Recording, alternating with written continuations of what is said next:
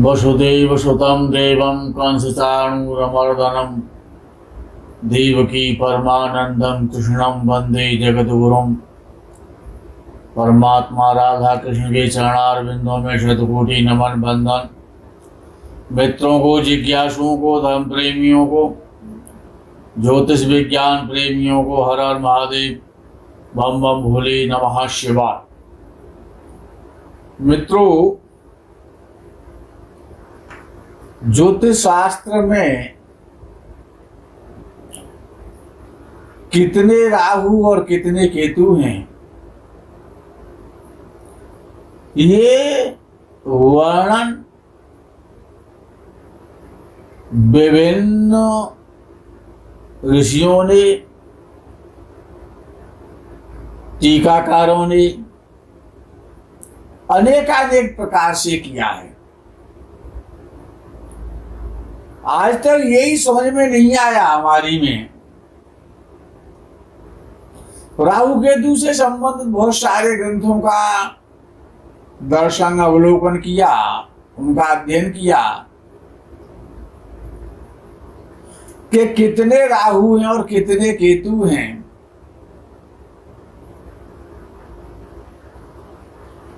किन किन राशियों में राहु केतु सुग्रही होते हैं, किन में उच्च के होते हैं। इस विषय को लेकर के शास्त्रकारों में महान मतभेद हैं। जातक पारिजातक नाम के ग्रंथ में राहु का घर यानी राहु की राशि कन्या मानी है, मूल त्रिकोण राशि उसकी कुंभ मानी है और उच्च राशि उसकी मिथुन मानी है। जातक पारिजात में बृहद पाराशर यानी पाराशर जी के मतानुसार राहु की उच्च राशि वृषभ है, केतु की वृश्चिक राशि उच्च है, राहु की मूल त्रिकोण राशि कर्क है और मिथुन है। संभवतः राहु का मिथुन और केतु का धनु, इनका ये मूल त्रिकोण राशि हो सकता है। राहु का स्वस्थान स्वराशि कन्या और केतु की मीन है, ऐसा भी विद्वानों ने माना है। एक फलदीपिका नाम का बड़ा उच्च कोटि का ग्रंथ है, जिसके टीकाकार ओझा जी हैं। फलदीपिकाकार लिखते हैं कि मेष, वृष, कर्क और वृश्चिक और कुंभ में राहु बहुत बलवान होता है। मेष राशि में, वृषभ राशि में, कर्क राशि में, वृश्चिक राशि में और कुंभ में राहु बहुत बलशाली होता है, बली होता है। केतु वृषभ राशि में, कन्या राशि में और धनु के उत्तरार्ध में और मीन में बली होता है, ऐसा फलदीपिकाकार लिखते हैं। राहु की उच्च राशि मिथुन है, स्वराशि कन्या है। केतु की उच्च राशि धनु है, स्वराशि मीन है। ये संकेत निधि नाम का ग्रंथ है, तो इस संकेत निधि के आधार पर लिखा गया। राहु का उच्च स्थान वृश्चिक और केतु का कुंभ है। यह संकेत निधि की संस्कृति टीका में यवनाचार्य ने लिखा है। ये यवनों का मत है, यवनाचार्य का मत है। अच्छा, कोई कुछ विद्वान राहु का उच्च स्थान वृषभ राशि और मूल त्रिकोण राशि कर्क मानते हैं और मित्र राशि को मेष राशि मानते हैं। अच्छा, एक अन्य मत और भी है कि सिंह, कन्या, धनु और मीन राहु के स्वस्थान है, ये अपने घर हैं। अच्छा, कितने घर हैं राहु के यही पता नहीं पड़ता कि सिंह भी उसी का घर है, कन्या भी उसी का घर है, धनु भी और मीन भी। ये स्वस्थान है यानी स्वराशि है राहु की। अच्छा, कुछ लोग, कुछ विद्वान राहु का ग्रह यानी राशि कन्या मानते हैं, कुछ अन्य कन्या को केतु की स्वराशि मानते हैं। अच्छा, एक अन्य मत और भी है कि जिस राशि में केतु उदय हो वो केतु का ग्रह। केतु से आशय विद्वानों ने पुच्छल तारे से लगाया है। जिसका उदय होने पर, जब पुच्छल तारे का उदय होता है तो भारी उपद्रव होता है, छत्रभंग हो जाते हैं, व्यथा होती है, ये सब अशुभ कार्य होते हैं। अच्छा, एक विभिन्न मतों में एक मत और भी है, देवज्ञा वर्ण में दिया गया है। देवज्ञा वर्ण नाम का एक ग्रंथ है,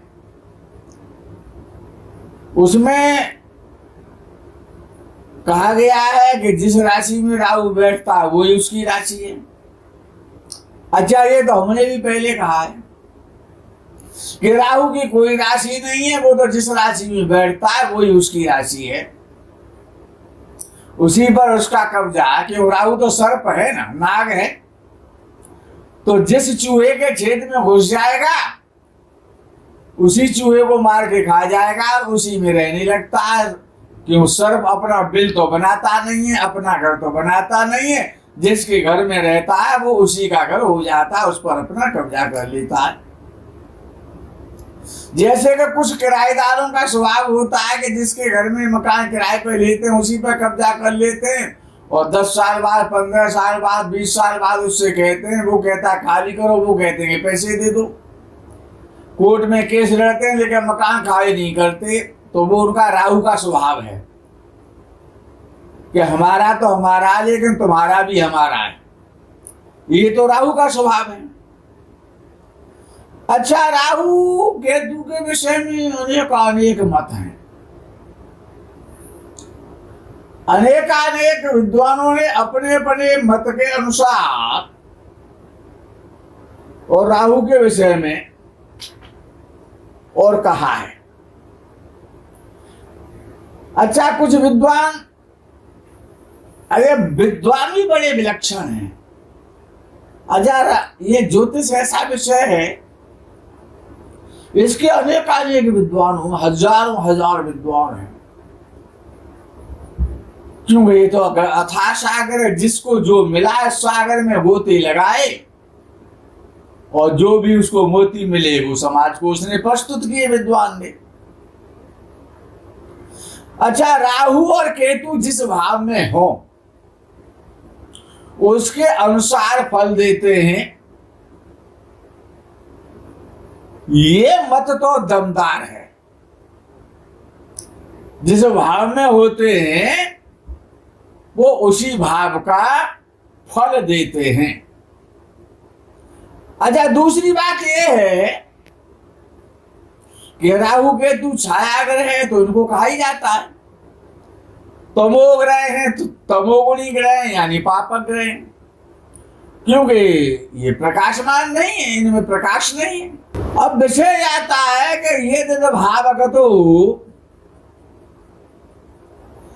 कि जिसका उद्योतकार, एक उद्योतकार टीकाकार हुए पराशरी टीका में, पराशरी टीका के वो टीकाकार है उद्योतकार, वो लिखते हैं कि ये देद भावगतो यानी कि जिस जिस ग्रह का जो जो भाव, वो ग्रह जो फल करेगा, यानी कि अगर केतु राहु मेष राशि में बैठा तो वो मेष राशि का फल करेगा। अच्छा, मेष राशि का भी करेगा और वृश्चिक राशि का भी करेगा, ये तो राहु की विशेषता है।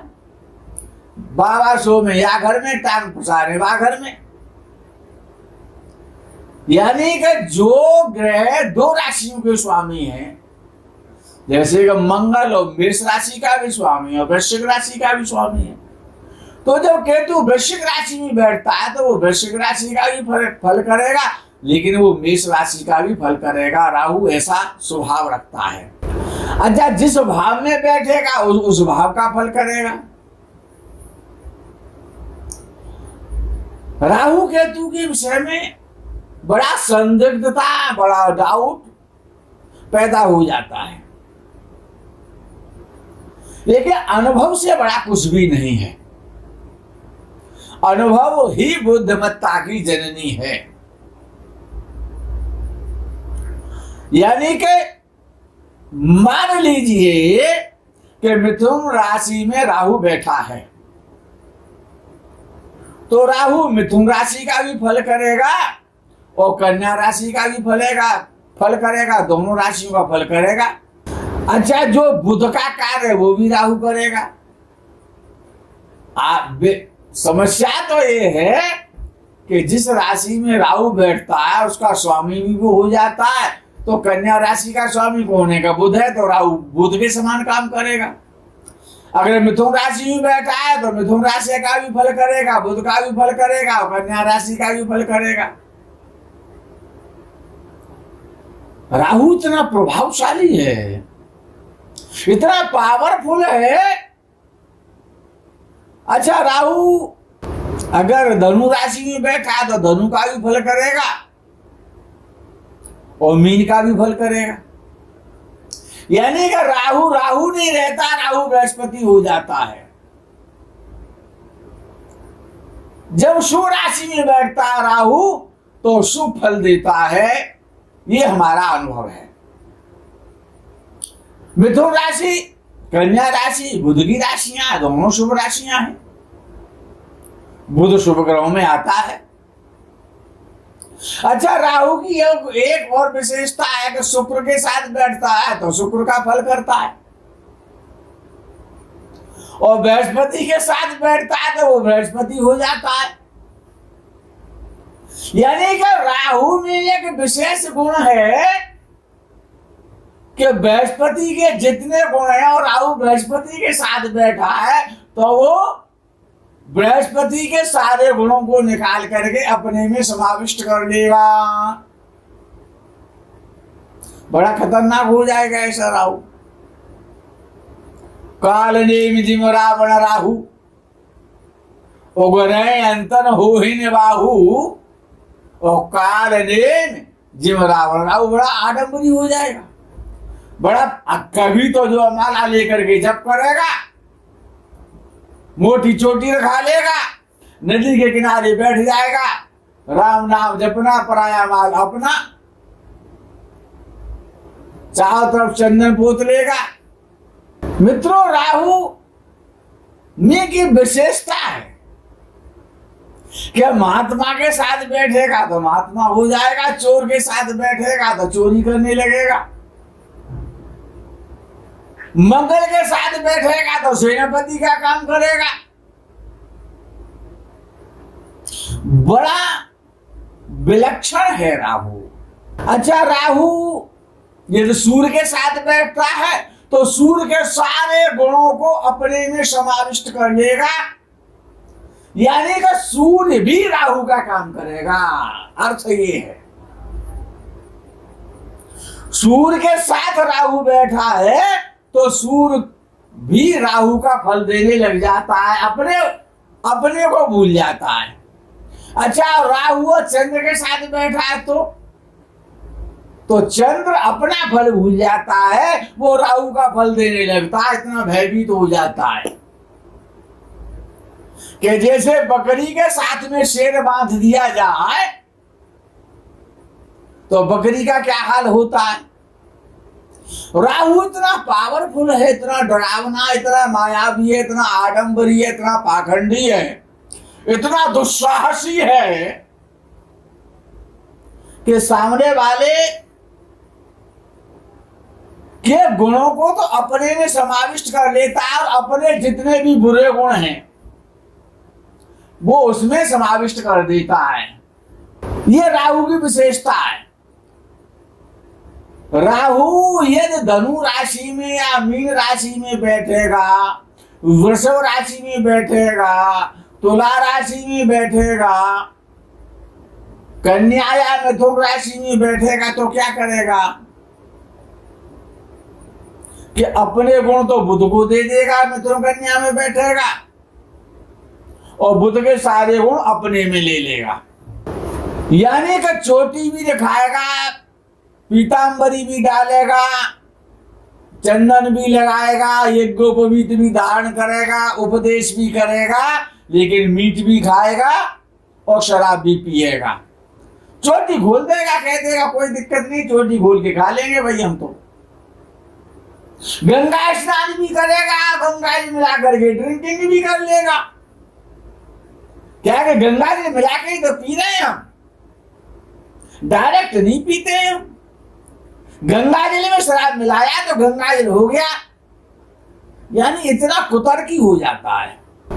राहु जिस ग्रह के साथ बैठता है उस पर अपनी छाया छोड़ देता है कि वो छाया ग्रह है। अच्छा, राहु की छाया कैसी है कि वो काली छाया है, तो मोगुणी ग्रह है। अच्छा, छाया तो सफेद किसी की होती नहीं है ना,